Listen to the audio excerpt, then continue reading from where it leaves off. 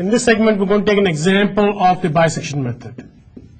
So we have bisection method, and we're going to see an example of how we can find the root of an equation. So again, bisection method is all about finding the root of an equation which is of the form function f of x equal to 0. So the example we're going to take is that somebody tells us that, hey, go ahead and find out the root of this equation, x cubed equal to 20. That's the equation.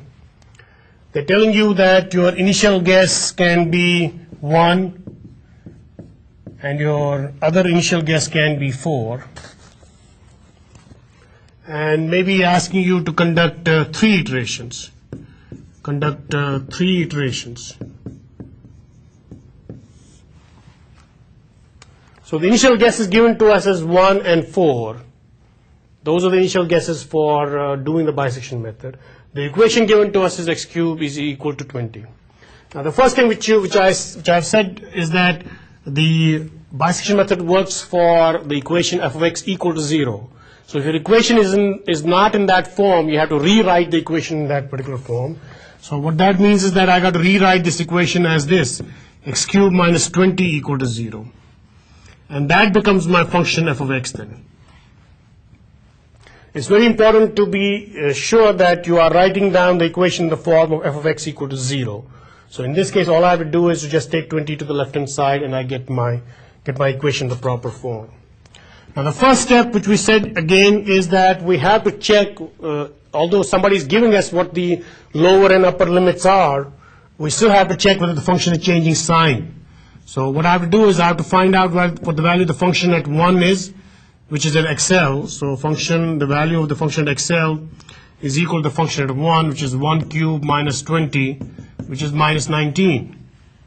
The value of the function at the upper limit is the value of the function at 4, which is 4 cubed minus 20, which is 44.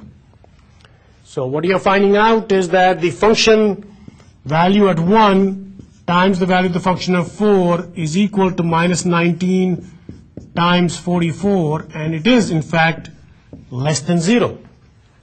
So what we're claiming here is that since the function is changing sign between 1 and 4, and we know that the function x cubed minus 20 is continuous between 1 and 4, then there should be at least one root between 1 and 4. It does not tell you whether there are more than one root, but at least it's telling you that there is at least one root between 1 and 4. So we have established the fact that the lower limit and the upper limit guess which are given to us, or the lower and upper guesses which are given to us for the root of the equation, that they are valid. That's the first important thing which you have to do whenever you're going to apply bisection method. So let's go ahead and do iteration 1. So iteration 1 basically tells me that, hey, what I have to do is I have to find the lower and the upper limit. So lower and the upper limit is given to me, so I'll find the midpoint between the lower and the upper guesses which are given to me, which is 1 plus 4 divided by 2, which is 2.5. And now, based on the algorithm which we discussed, I got to find out what the value of the function at the lower limit is. The function at the lower limit is the value of the function of 1, which is 1 cubed minus 20, which is minus 19. And the value of the function at the midpoint is the value of the function at 2.5, which turns out to be equal to 2.5 cubed minus 20, which is minus 4.375.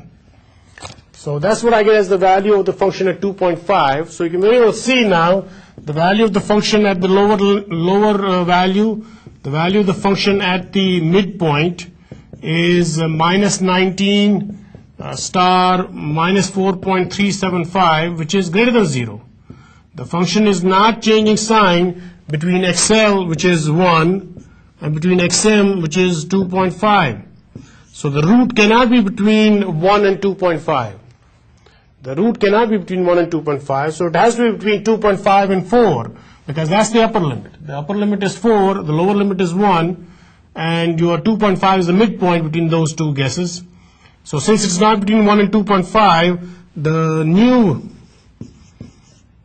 new bracket is 2.5 comma 4. So you can already see that the initial bracket, which was between 1 and 4, which was 3 units in length, now has been reduced to a length from 2.5 to 4, which is only now 1.5 in length. And that's the reduction of the interval of the bracket, the length of the interval of the bracket, which is happening in the bisection method. So that's the end of the first iteration. We cannot calculate any kind of relative approximate errors or anything like that because we don't have a previous estimate. So let's go for iteration 2 now.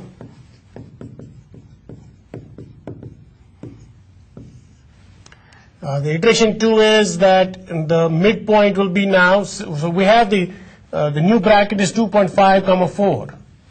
That's the new bracket, 2.5 comma 4. So that means that the midpoint will be 2.5 plus 4 divided by 2, which turns out to be 3.25. So that's our new estimate of the root, 3.25. So again, I'm going to calculate my value of the function at XL, which is the value of the function at 2.5, which I've already calculated, but I'm going to write it down here, which is minus 4.375. I'm going to calculate the value of the function at the new midpoint, which I just obtained, which is the value I have to calculate at 3.25. And that number here turns out to be equal to 14.328. Now keep in mind that these function values are basically being calculated from x cubed minus 20. So you put 2.5 in x cubed minus 20, you put the value of x to be 3.25 in x cubed minus 20, and that's the values which you're getting. Now what you're finding out here is that the values of the function between the lower limit and the midpoint, which is the value of the function at 2.5 and the value of the function at 3.25, the value of the function at 2.5 we just calculated minus 4.375. The value of the function at 3.25 we just calculated 14.328, and in fact it is less than 0.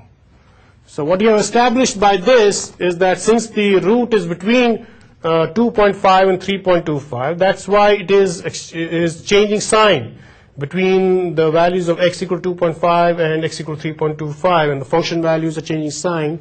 So the root has to be between 2.5 and 3.25.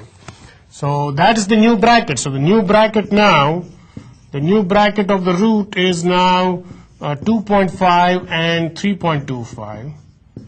You can very well see that the width of this bracket here is 0.75.